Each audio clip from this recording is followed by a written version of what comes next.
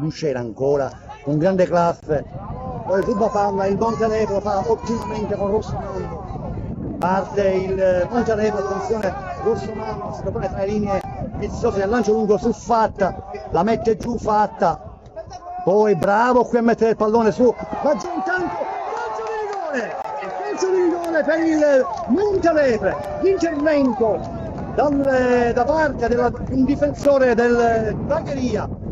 alle spalle dell'argentino e l'arbitro subito, il signore Beltempo, segnala la massima punizione.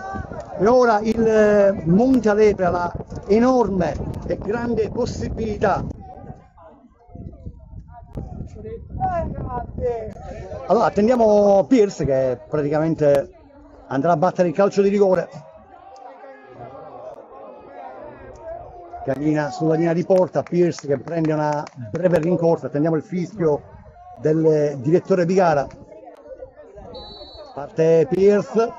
la conclusione e la parata da parte di Cagnini che sventa il calcio di rigore, ma rigore praticamente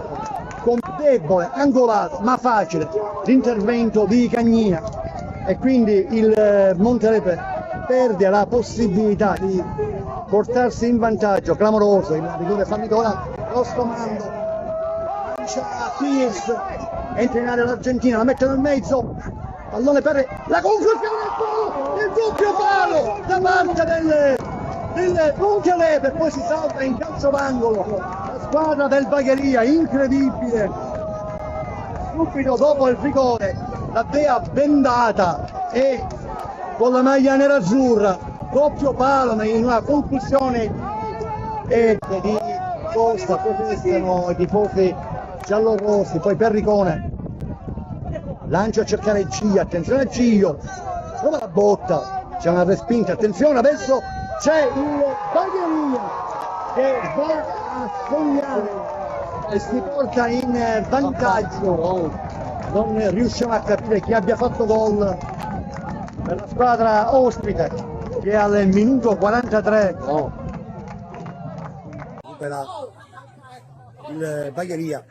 lancio lungo a cercare Garcia, botta, la respinta e poi Lucera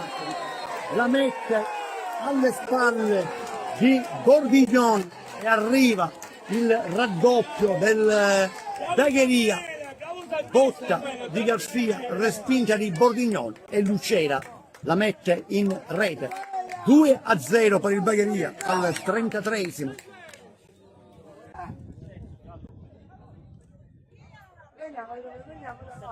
Chiusura di Pillitteri sul nuovo entrato Zummo. Ancora il Bagheria che si propone il cross dalla sinistra a cercare Lucera, chiude la difesa del Montelepre, sottile, ruba palla e poi in maniera incredibile ed è ancora Caracappa a segnare la sua doppietta personale e il suo terzo gol. Tutto questo al 30. Di Chiara, Rossomando,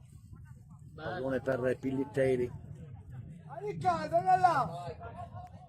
palla giù, la conclusione e il gol da parte di Giuseppe Cucchiara che accorcia le, anzi no,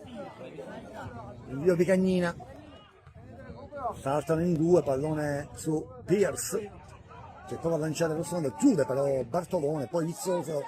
Cucchiara, ancora Cucchiara,